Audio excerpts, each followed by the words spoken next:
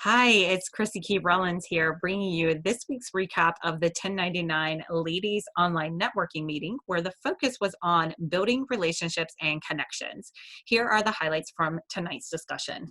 Again, if you have not been to one of these full meetings or caught one of the full replays, which you can catch over in the 1099 Ladies Networking Facebook group, then you are really missing out because week after week, we bring such a rich, powerful conversation with tons of different insights and perspectives around subjects that really matter to us as business women.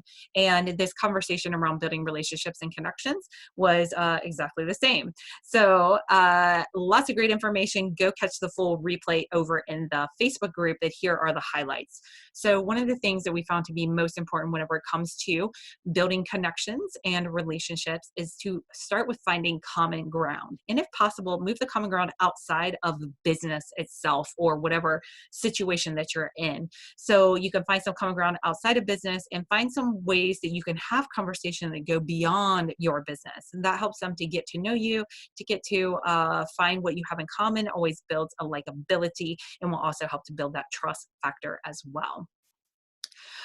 Whenever you are connecting with people and once you leave them from the connection and the engagement, take time to acknowledge them, or even while you're in the engagement too, take time to acknowledge them. So really give them your full attention, give them your full focus, and let it be about that other person. Acknowledge them for their whatever it is that they share with you, and then also thank them for taking the time and be intentional to make sure that you are bringing value to the table. So perhaps you say, I hope that you found value out of our time together today. And that's a great way of opening the door for them to have a further conversation, more connection, and to realize that you're not just in it for yourself, that you're in it to build a relationship and connection as well. If you're someone that's shy or introverted, and especially if you have someone on your radar that you would love to meet and you have a mutual acquaintance, then you can always ask to be introduced. And that is also a great tip for whenever you're going out in networking. If you're someone who doesn't really initiate conversations, or you have a tendency to kind of hang back on your own at networking or social events, you can partner up with a friend and then make a game plan that whenever you meet people, you'll talk each other up. So then you're not having to talk about yourself the entire time, and you get that third party validation right there on the spot. You can also make other games with your friend whenever you go networking to make sure that you split up and take time apart from each other. And there's lots of different little games and thoughts of different ways that you can approach it if you watch the full recap that fall right into line with that.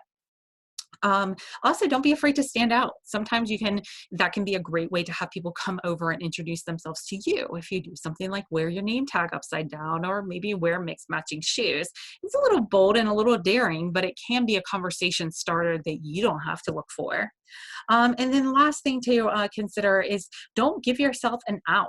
If you know that you have a tendency to cling to a friend, then go on your own. If you know that you'll do better having a friend there for accountability to send you out into the crowd, then bring a friend along with you. If you know that if you hang back at the back of the room, you're not going to engage, but if you're right up front, you can't be ignored, then go to the front of the room. Set yourself up in a way that you can't give yourself an out and fall back into your typical habits, or withdraw from the situation and not make the most out of it. So if you have any additional thoughts or tips that you'd like to add to this conversation, we invite you to join us over in Facebook at the 1099 Ladies Networking Group. Again, you'll be able to keep this conversation going, as well as catch past recaps and replays from our past meetings, and connect with other 1099 ladies and start practicing some of these tips that we just shared with you on building connections and relationships.